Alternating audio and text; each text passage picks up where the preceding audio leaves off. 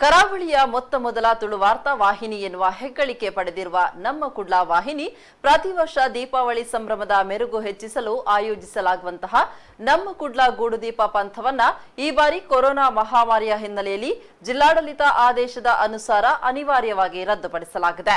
ಪುಟ್ಟ ಮಕ್ಕಳಿಂದ ಹಿಡಿದು ಹದಿಹರೆಯದವರನ್ನ ಮನಸೆಳೆಯಬಲ್ಲಂತಹ ಚಿತ್ತಾಕರ್ಷಕ ವಿವಿಧ ವರ್ಣ ಆಕಾರದ ಗೂಡುದೀಪದ ಆಯೋಜನೆ ಮೂಲಕ ದೀಪಾವಳಿ ಉತ್ಸವಕ್ಕೆ ಕಳೆ ಕಟ್ಟಿಸುತ್ತಿದ್ದ ನಮ್ಮ ಕುಡ್ಲಾ ವಾಹಿನಿ ಆಯೋಜಿಸುತ್ತಿದ್ದ ಗೂಡುದೀಪ ಪಂಥ ಆಯೋಜಿಸಿದಲ್ಲಿ ಸಾವಿರಾರು ಮಂದಿ ಆಗಮಿಸುತ್ತಾರೆ.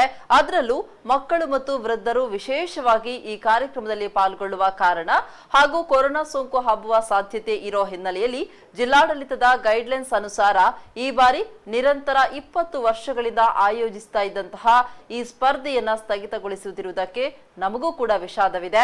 ಆದರೆ ನಾವೆಲ್ಲರೂ ಕೂಡ ಸರ್ಕಾರದ ಆದೇಶವನ್ನ ಪಾಲಿಸೋದು ಅನಿವಾರ್ಯವಾಗಿರುವಂತಹ ಹಿನ್ನೆಲೆಯಲ್ಲಿ ಮುಂದಿನ ವರ್ಷ ಇನ್ನಷ್ಟು ಅದ್ಧೂರಿಯಾಗಿ ಹಾಗೂ ಅಷ್ಟೇ ಚಿತ್ತಾಕರ್ಷಕವಾಗಿ ಗೂಡುದೀಪ ಪಂಥ ಆಯೋಜಿಸಲಿದ್ದೇವೆ ಅಂತ ನಮ್ಮ ಕುಡ್ಲಾ ವಾಹಿನಿ ನಿರ್ದೇಶಕರ ಪ್ರಕಟಣೆ ತಿಳಿಸಿದೆ.